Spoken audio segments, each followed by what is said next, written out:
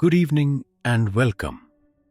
Tonight, we are stepping into a world most people never speak about.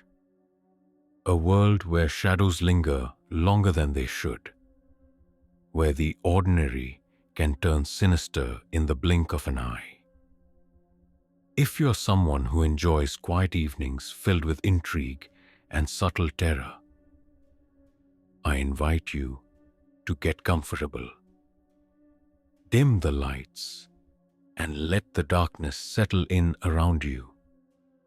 Tonight we explore 13 true, disturbing demon and paranormal stories, accounts that will make you question what you know about the world, what hides in the corners of familiar rooms, and what might follow you in silence when no one is watching. Before we begin, I must mention that these stories are shared as they were told. Real, personal, unsettling. Each one builds from subtle unease to moments of chilling horror, and together they form a journey through experiences most of us could never imagine. Our first story takes place in a small, quiet town that seemed ordinary to anyone passing through. The protagonist, whom we will call Elena, had just moved into a modest apartment on the outskirts. From the first night, something felt off. It was not loud, it was not overt, but there was a weight to the air, a sensation that the walls themselves were watching. Elena would wake up in the middle of the night to hear the faint whisper of her name, spoken in a voice so soft it could be mistaken for the wind passing through the old window panes. She would sit up, heart racing, eyes scanning the dark corners of her room, but nothing would be there. The whispering would cease as suddenly as it began, leaving her with a growing unease she could not explain. Days passed, and the occurrences grew bolder. Objects moved when no one was home, keys disappearing only to reappear on tables where she was certain she had never left them. Her cat, usually placid and indifferent, would hiss and arch its back at empty corners, fur standing on end. Elena began documenting these events, hoping to find a rational explanation. Perhaps it was stress, perhaps sleepwalking, but nothing she tried made sense. One evening, as she prepared dinner, she caught sight of a shadow gliding past the kitchen doorway. At first, she assumed it was a trick of the light, yet the sense of malice she felt was undeniable. That night, she slept lightly, a hand over the doorknob, imagining the worst. The second story involves a young man named Daniel, whose childhood home was built adjacent to an old church cemetery. In his culture, the dead were to be respected, and transgressions against graves were believed to invite calamity. Daniel and his friends, innocent children at the time, often wandered near the cemetery, throwing stones, running along the paths, unaware of the ancient rules they were breaking. One evening, Daniel's younger sister, aged 5, began crying uncontrollably in her room, claiming that they were calling her name, that the dead were angry. The older siblings could not hear the voices, yet the fear in her eyes was undeniable. Over the following weeks, Daniel began noticing shadows at the edge of his vision. fleeting movements that vanished when he tried to focus. A chill would pass through rooms even in the height of summer. The culmination came one dark winter night, when his family awoke to hear chains dragging across the floorboards. They rushed to the rooms only to find no one there. Our third story takes us to a psych ward, a place that should have been safe, sterile, and devoid of the extraordinary. Yet it was here that the narrator, who we shall call Marcus, witnessed something that defied explanation. Marcus had been admitted for treatment of depression, a period he describes as difficult yet enlightening. One afternoon, during group therapy, he noticed a fellow patient trembling violently. At first, it appeared ordinary, a reaction perhaps to anxiety. But then, Marcus realized the man's eyes had changed. Where deep brown eyes had been, glowing yellow orbs stared back at him, unnatural and horrifying. No one else seemed to notice, the therapist continuing as if nothing had occurred. Marcus, frozen in disbelief, watched as the episode lasted only seconds before the eyes returned to normal. The event haunted him for years, an unexplainable brush with something beyond comprehension, something that suggested possession or otherworldly interference. Next, we move to Mexico, to a rural highway in the state of Oaxaca. Two friends, farmers accustomed to the rhythms of country life, were driving home late at night after transporting produce to a nearby market. A large black horse appeared in the rearview mirror, a creature so out of place it seemed impossible. Its eyes, enormous and dark, were fixed upon them, and no matter how fast they drove, the horse seemed to gain on the vehicle. The tension escalated as the friends realized that the horse was not entirely corporeal. At moments, it seemed to float, its legs disappearing, leaving only an unsettling, hovering figure staring at them. When they finally reached safety, the elder relative explained that the road had been built over sacred territory, a place believed to be cursed. The encounter remained etched in their memories, a lesson in respect and the unknown power that might linger in seemingly ordinary spaces. Returning to North Carolina, we encounter the infamous Devil's Trampling Ground, a circular patch in the woods where nothing grows. The narrator, along with friends, ventured there at midnight, drawn by the lore and the thrill of the unknown. The journey was tense, guided only by a single flashlight, the woods seeming to stretch endlessly. When they reached the circle, the silence was profound, broken only by distant animal calls. They lingered briefly, and while nothing overtly supernatural occurred, the sensation of being watched was overwhelming. Driving away, they observed a lone swing moving as if in the hands of an invisible occupant, perfectly steady and unnerving.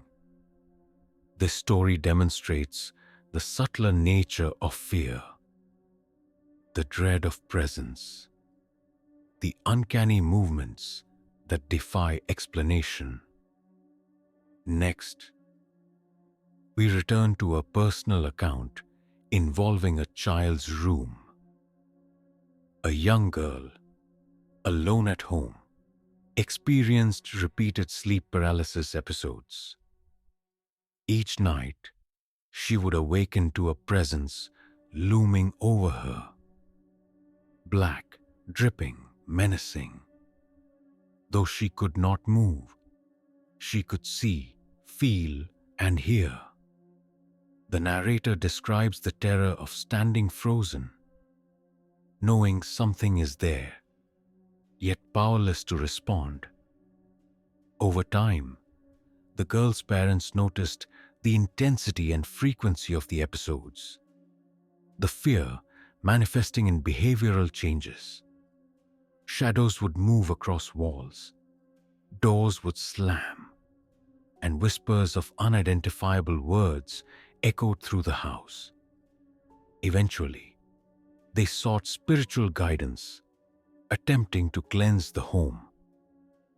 Though the narrator leaves the resolution ambiguous, the horror lies in the relentlessness of unseen forces, the small yet persistent violations of personal space, and the psychological weight of being hunted in a place that should be safe. We now move to a story of an older family member, a great-grandmother whose life was marked by mysterious occurrences.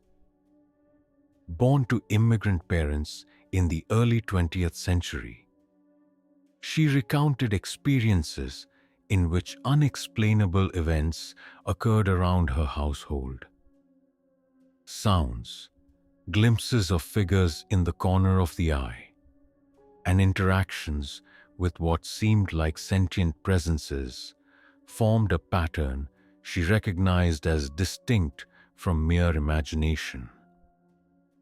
The tales emphasized cultural context, the blending of old-world beliefs with new-world superstitions, and the constant balancing act of living among forces unseen but palpably felt.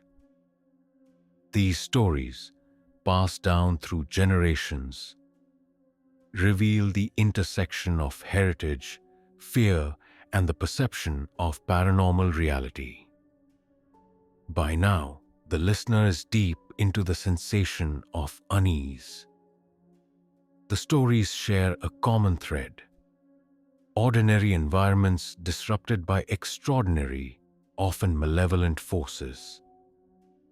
Children, animals, and adults alike experience manifestations that are impossible to explain, leaving rational minds grasping for reason. The narrative structure is slow, atmospheric, and deliberate, building tension gradually before presenting moments of intense horror. By layering cultural references, first-person accounts, and the interplay of sight, sound, and touch, each story achieves a level of immersion that keeps the listener emotionally invested. The transition from story to story is seamless, often contrasting the intensity of one account with the subtler dread of the next. For example, a terrifying visual encounter in a bedroom may give way to the eerie, creeping tension of traveling along a haunted highway. These shifts allow the listener's mind to absorb the fear incrementally, making each revelation more potent. Suspense is maintained by leaving resolutions open-ended, encouraging the audience to contemplate outcomes and possibilities long after the story concludes.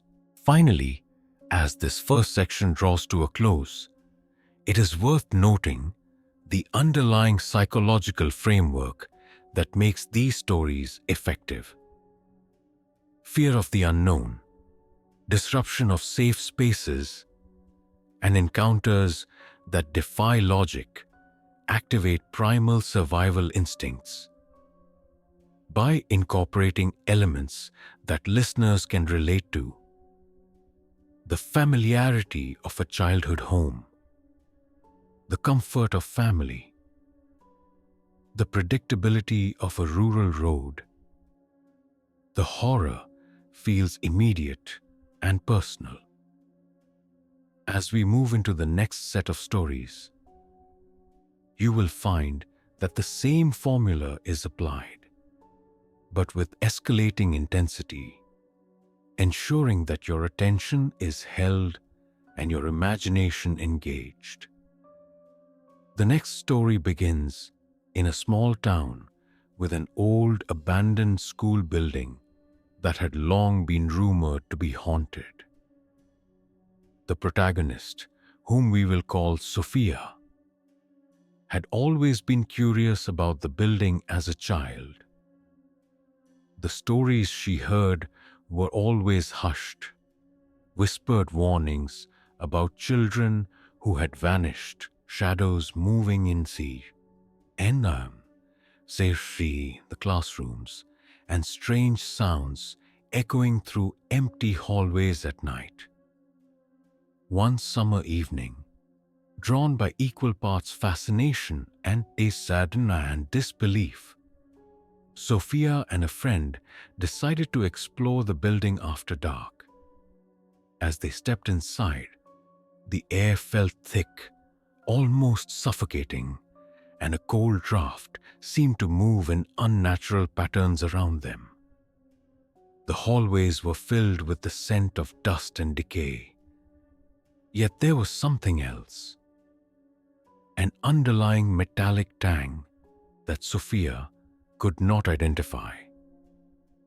They moved carefully, flashlight beams cutting through the darkness, casting long twitching shadows on the walls. It was at that moment that the first anomaly occurred. A faint giggle echoed from the end of the hallway, high-pitched and childlike. But when they approached, the sound ceased.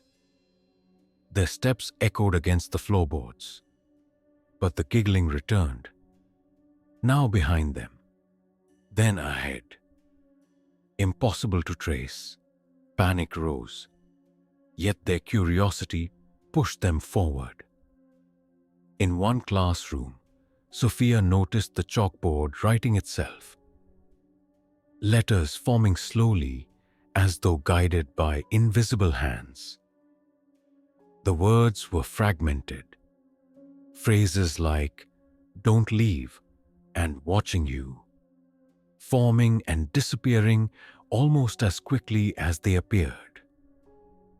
The experience left Sophia and her friend shaken, hearts racing, adrenaline masking fear that had already rooted itself deep in their minds.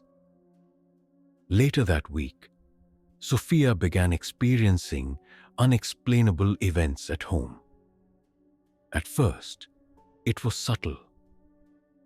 Doors left open that she remembered closing, lights flickering, whispers she could not place. Then came the shadows. She would glimpse figures standing at the edges of her vision, just beyond the corner of the room, only to turn and find nothing there.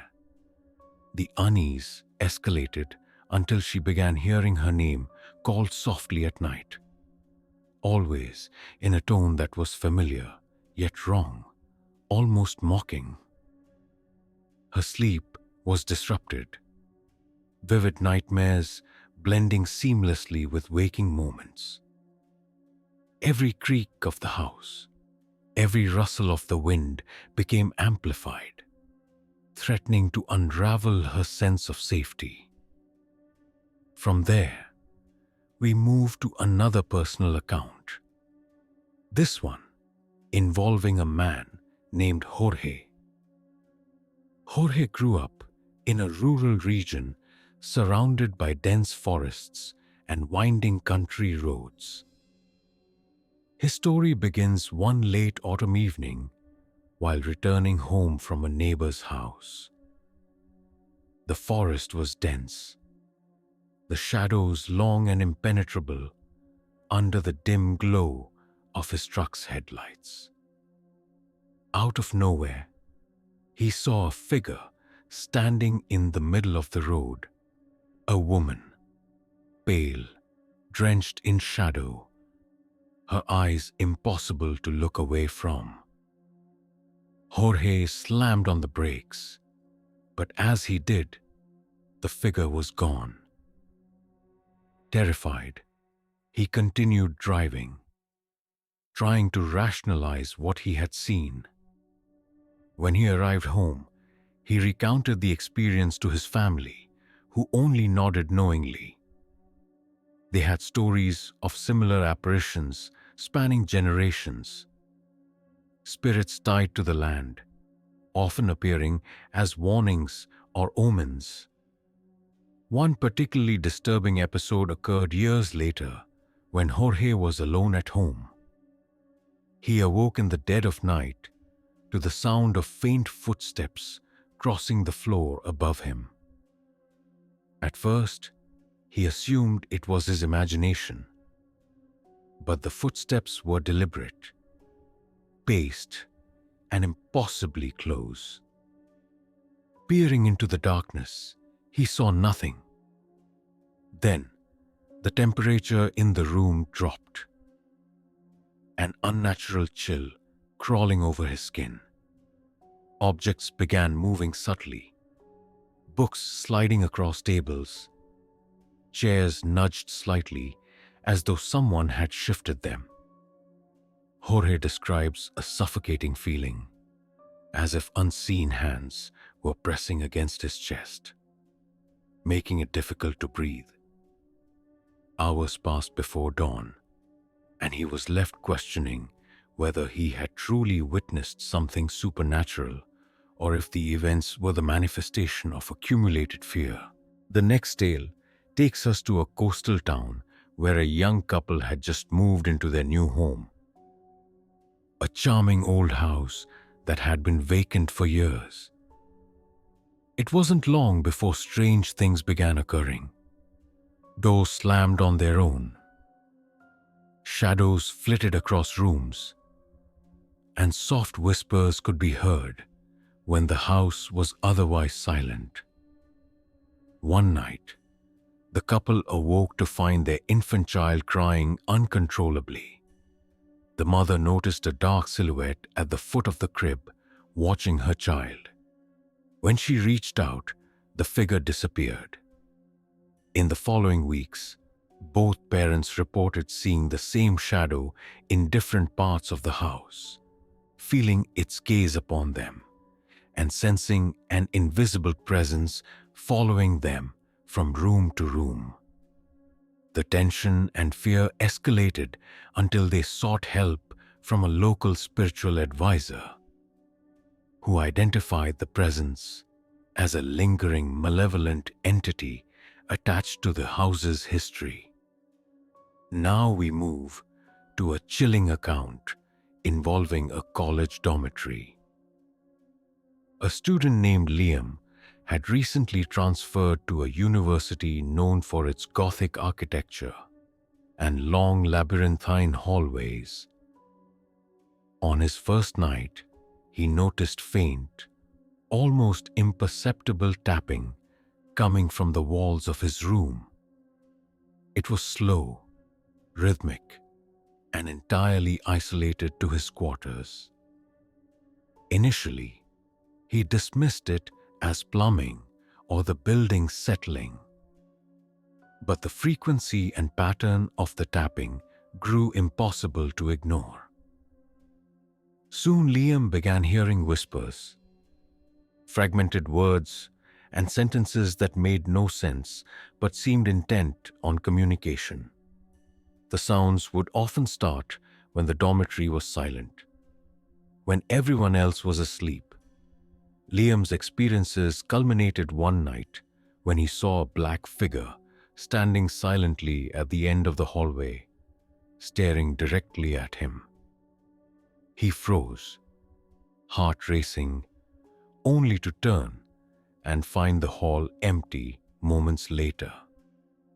Next, we explore a story set in a small village surrounded by mountains, where an elderly woman recounted a terrifying event she witnessed decades ago.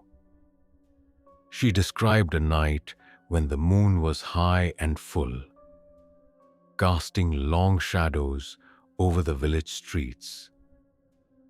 She had gone to the well to fetch water, and as she returned, she noticed a figure moving unnaturally along the rooftops, leaping with impossible agility.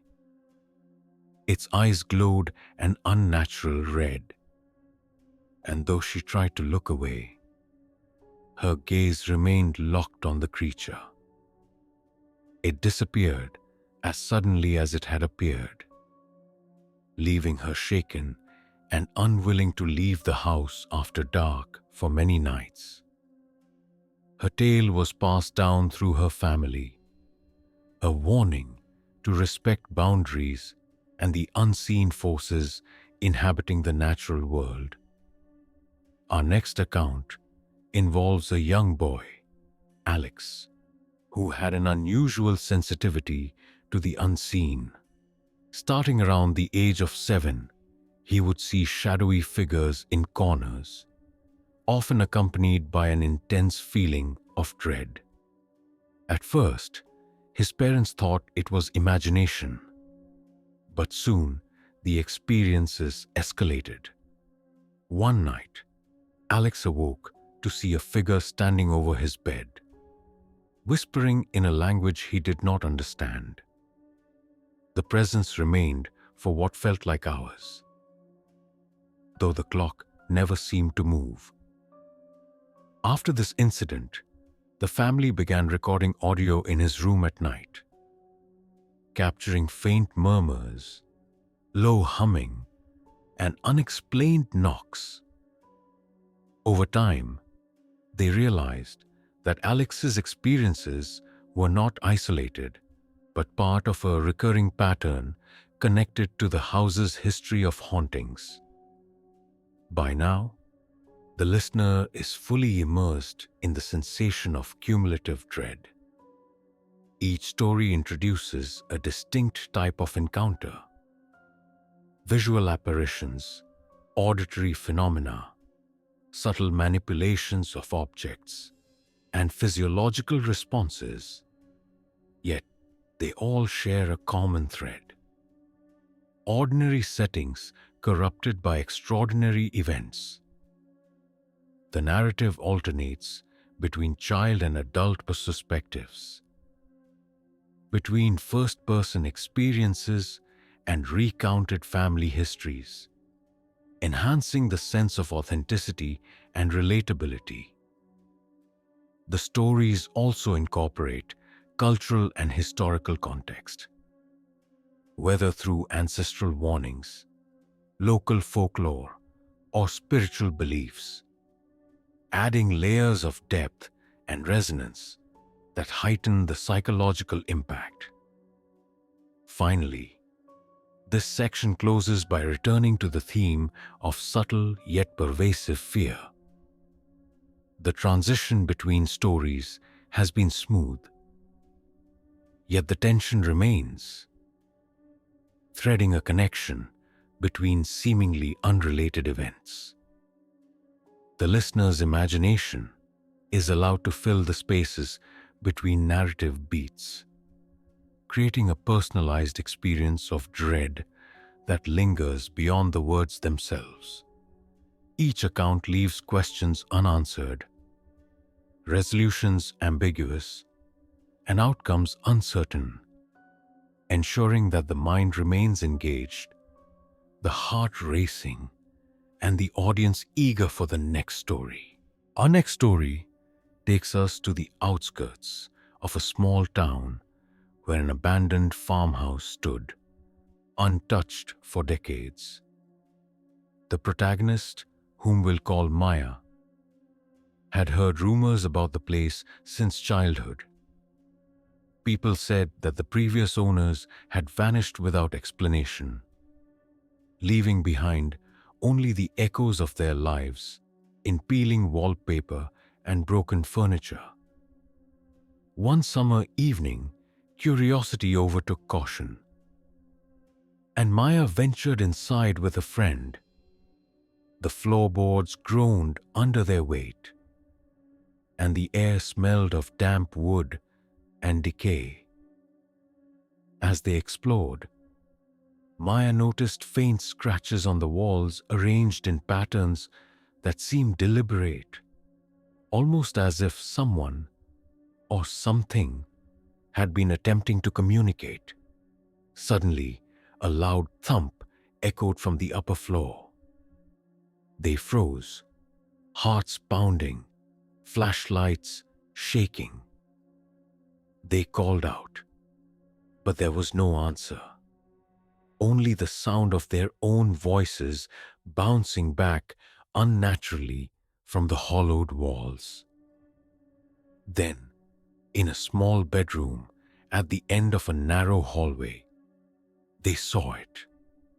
A dark humanoid figure standing motionless in the corner. It was as though the shadows themselves had coalesced into a shape. And for a moment, the air felt heavy, almost suffocating. Maya's friend screamed, breaking the spell, and the figure vanished, leaving only the lingering sensation of being watched.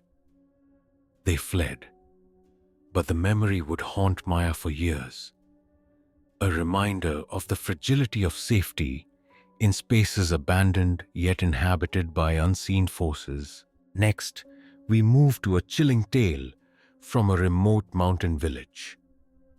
A young woman named Lucia grew up in a house that bordered dense forests. One night, while her parents were away, she awoke to the sound of scratching at her window. At first, she thought it was an animal, perhaps a fox or raccoon. But the pattern was deliberate, rhythmic, almost like tapping out a message. Gathering courage, she peered through the blinds, only to see a pair of glowing eyes staring back. The eyes were too large for any known animal and radiated intelligence and malice. For weeks after that night, Lucia experienced shadows moving independently of light sources, objects shifting positions, and whispers in a language she could not understand.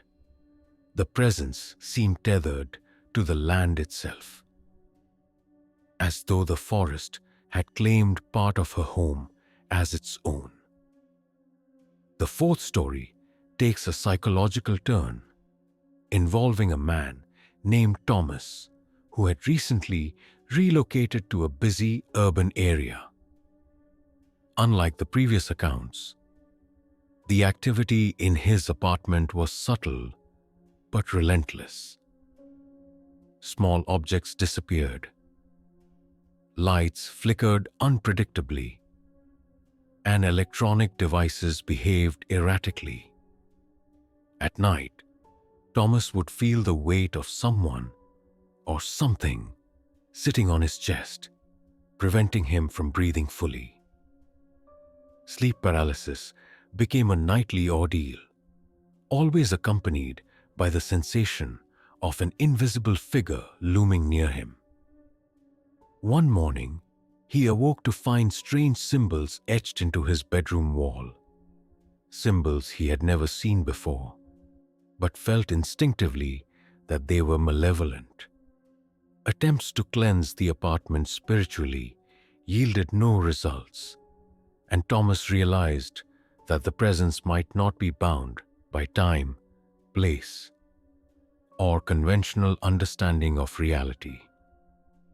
From there, we move to a tale rooted in folklore, In rural Mexico, a family recounted encounters with La Llorona, the weeping woman of legend. A young boy named Diego would often hear cries echoing near rivers at night, soft at first, then escalating to anguished wails. One evening, while walking home from school, he saw a figure in white, floating above the water, her long hair obscuring a face twisted in grief and rage. Diego froze, unable to move, the sounds of the river and her cries merging into a terrifying symphony. The figure vanished when he blinked, leaving only the eerie silence and the impression of having narrowly escaped something inhuman. Diego's family emphasized that respecting local traditions and understanding the stories passed down was essential to avoiding encounters with spirits whose motives were unpredictable and dangerous. The next account involves a college student named Emily, who moved into a historic dormitory building with a long and disturbing history. Her first night was quiet, uneventful, but as weeks passed, subtle occurrences escalated. Footsteps echoed in hallways when no one was present. Objects moved inexplicably, and Emily felt eyes watching her at all times. One night, while studying late, she glimpsed a shadow standing in the corner of her room, tall and dark, unmoving. When she approached, it dissipated, leaving a chill that settled into her bones. The intensity of these events escalated over months, affecting her sleep and her mental state. Attempts to document the phenomena resulted in recordings filled with static, faint whispers, and shadows that appeared and disappeared without explanation. We now shift to a story involving a rural road at night. Javier and his friends were driving home after a festival when they saw a figure on the side of the highway. It appeared to be a woman, ethereal and glowing faintly in the car headlights. As they approached, she vanished, only to reappear further down the road. Each time they tried to avoid it, the figure stayed in the periphery of their vision, moving unnaturally fast, sometimes appearing in places that defied logic. Panic set in, and Javier swerved to avoid her, nearly causing an accident. They later learned from locals that the area was cursed, a site where spirits often appeared to travelers, leading some to disappear entirely. Next, we explore a terrifying encounter inside a family home. A young boy named Leo had always been sensitive to the supernatural, experiencing fleeting visions and strange auditory phenomena. One night, while alone in his bedroom, he awoke to a presence hovering over him, a black, shifting form that radiated hostility. Though he could not move, he could sense its attention focused entirely on him. The experience was repeated over several nights, escalating in intensity until Leo's parents began to notice objects being moved, doors opening and closing on their own, and a pervasive feeling of unease throughout the house. Despite attempts to rationalize or ignore the events, the presence remained, persistent and malevolent. From there, we moved to an experience in an old hospital. A nurse named Carla recounted nights working the graveyard shift in a facility with a long history of tragedy. Patients had died in isolation, and the building itself was steeped in sorrow. Carla often heard footsteps following her, faint murmurs in empty corridors, and the sudden slam of doors. On one particularly tense night, she saw a shadowy figure standing at the end of a hallway, perfectly still, glowing faintly in the emergency lights. When she approached, it vanished, leaving only the lingering sense of being watched. The repeated occurrences left her questioning the boundaries between life, death, and the residual energy left behind in spaces of suffering. Finally, we closed this section with a story set in a quiet, suburban neighborhood. A family had recently moved into a charming home, unaware of its past. Shortly after moving in, they began to notice subtle disturbances. Lights flickering, objects moving slightly, and faint whispers in the hallways. The youngest child reported seeing a man in dark clothing standing silently at the foot of his bed. The parents, initially skeptical, soon experienced similar sightings themselves. The presence seemed benign at first, but grew increasingly intrusive, manipulating objects and causing a pervasive sense of dread. Attempts to investigate the home's history revealed a series of mysterious deaths and disappearances, hinting that the property itself may have been a nexus for restless spirits. Our next story takes place in a sleepy coastal town where fog often blankets the streets at night, creating a naturally eerie atmosphere. The protagonist, whom we will call Isabella, had recently moved into a historic apartment building that dated back to the early 1900s. From the first night, she noticed unusual sounds, soft whispers, the scraping of furniture when no one else was home, and fleeting shadows crossing the hallways. Isabella initially dismissed these experiences as the quirks of an old building settling, but the occurrences became increasingly personal. One night, she awoke to find her bedroom door slightly ajar, though she was certain she had locked it. A chill filled the room, and she felt as if unseen eyes were watching her every movement. The following evening, Isabella was drawn to the hallway outside her apartment when she heard faint crying. At first, she thought it might be a neighbor, but the sound was distinct, otherworldly, echoing in ways that defied the layout of the building. As she approached, the crying ceased, replaced by a low, guttural hum that seemed to reverberate through the walls.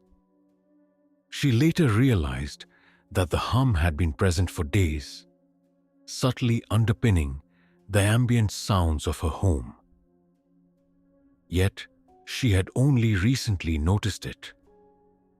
Over time, objects in her apartment began moving on their own. Books fell from shelves, chairs were nudged slightly, and doors that had been closed were found wide open. Isabella eventually sought out a spiritual advisor who confirmed that her apartment had been a focal point for lingering entities, a site where the residual energy of past tragedies had coalesced into something sentient.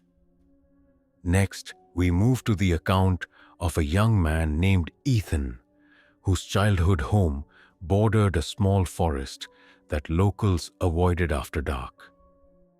Ethan and his friends often dared each other to venture into the woods, unaware of the legends surrounding them. One night, Ethan found himself alone on a narrow trail, the moonlight barely penetrating the dense canopy. Suddenly, he heard the rustling of leaves behind him. Thinking it was an animal, he continued. But the sound persisted, keeping pace with his steps. Turning to look, he glimpsed a dark humanoid figure standing between the trees, unnaturally tall, with glowing red eyes that seemed to pierce through him. The figure remained for only a few seconds before vanishing, leaving Ethan Chase paralyzed with fear. The incident left a permanent mark on him, shaping his understanding of what might dwell beyond the visible world. From there, we explore a tale of a remote desert town where a series of strange occurrences plagued a single street for years.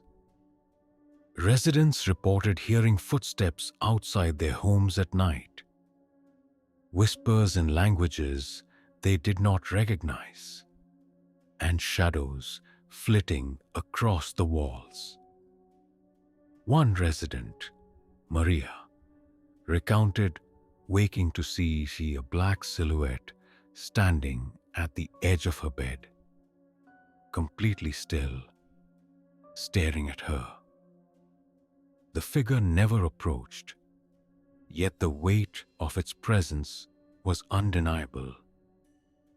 Over time, the neighborhood collectively experienced subtle phenomena. Objects would vanish and reappear. Doors would swing open on their own, and the sense of being watched persisted.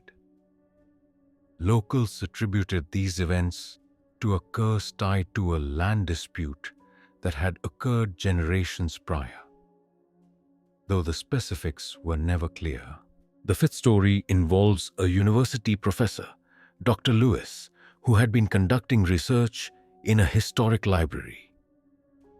Late one evening, he noticed books shifting on their own, as if guided by invisible hands. The sound of footsteps echoed through the halls, even when he was alone. One night, while cataloging rare manuscripts, he saw a shadowy figure glide past a doorway, silent and unnerving. When he approached, the hallway was empty. The experience repeated over weeks, escalating in intensity. Dr. Lewis began to experience vivid dreams in which the figure appeared, whispering unintelligible words and pointing toward a hidden section of the library. Investigation revealed no physical explanation, and colleagues who attempted to accompany him reported feeling an oppressive sense of dread. Next, we moved to a suburban home where a family had just moved in after purchasing a century-old property. Initially, the house appeared normal, though the eldest child, Sophia, began to report seeing figures in the corner of her room. She described them as shadowy, humanoid forms, moving silently when no one was looking. Objects were displaced regularly. Chairs tipped over, toys scattered, doors left open. And the family began to feel a pervasive sense of being observed. One evening, the mother awoke to a shadow standing at the foot of the bed, dark and featureless, exuding an energy that made her skin crawl. Over time, the family enlisted the help of a medium who identified the presence as a residual energy that had intensified due to emotional trauma that occurred in the home decades prior. The next story involves a man named Anthony, who experienced a disturbing encounter while traveling for work. He stayed in a historic inn, unaware of its haunted reputation. During his first night, he awoke to hear the faint sound of breathing, though the room was otherwise silent. He noticed a shadow moving across the ceiling, elongating unnaturally, before vanishing when he blinked. The next morning, Anthony discovered scratches on the wall above his bed that had not been there before. He attempted to rationalize the experience, but similar events occurred each night, culminating in an encounter where a dark figure appeared to stand silently in the corner, observing him as he slept. Anthony left the inn immediately, leaving behind belongings, never to return. From there, we travel to a story set in a rural town in the Midwest. A young woman named Claire had moved into a farmhouse previously owned by an elderly couple who had died under mysterious circumstances. Soon after moving in, Claire noticed a series of small, unsettling occurrences. The sound of footsteps, objects shifted without explanation, and whispers that seemed to emanate from the walls. One night, she awoke to find a figure standing silently at the foot of her bed, dark and featureless. Though she could not move, she could sense the figure's attention on her, its presence oppressive and unnerving. Over time, the phenomena intensified, culminating in experiences where the figure appeared in multiple rooms simultaneously, creating a sense of inescapable surveillance. The penultimate story in this section involves a young man named Samuel, whose experiences centered around an old hotel with a storied past. Guests frequently reported hearing unexplained sounds, including knocks, whispers, and footsteps in empty hallways. Samuel experienced these firsthand, seeing shadowy forms moving through corridors and doors opening on their own. One particularly chilling night, he awoke to see a figure standing at the end of his bed, pale and distorted, with eyes that seemed to reflect his deepest fears. The figure vanished after moments, leaving Samuel paralyzed with terror. Attempts to rationalize the events as stress or fatigue were impossible, as multiple witnesses had reported similar experiences over decades. Finally, this section concludes with a story set in a suburban neighborhood where children played freely during the day, but were warned to avoid a specific grove of trees after sunset. One evening, a young boy named Leo wandered too close to the grove, and a black, shifting figure emerged silently from the shadows. Leo froze, unable to scream or move. The figure observed him for several minutes before vanishing as suddenly as it appeared. The encounter left a profound impact on him, instilling a deep, instinctual fear of the grove and the forces within it. The story highlights the persistent power of local legends and the way childhood experiences of fear can shape perceptions of reality. The final story brings us back to the theme of subtle dread that lingers long after the encounter ends. A family had recently moved into a charming yet aging home. Initially, everything seemed normal, but soon the youngest child began pointing toward corners of the room, claiming to see a man watching silently. Doors would creak open on their own, and faint whispers could be heard when the house was otherwise silent.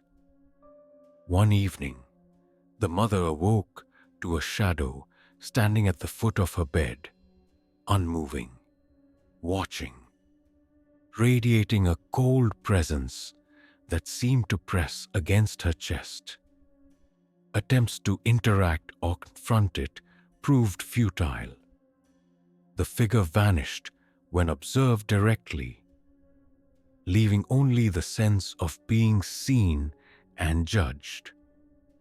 Over time, the family accepted that the house held an invisible presence, a lingering energy neither fully malevolent nor benign, but undeniably real. The story reminds us that sometimes the most disturbing horrors are those that refuse to leave, embedding themselves in the ordinary and the everyday.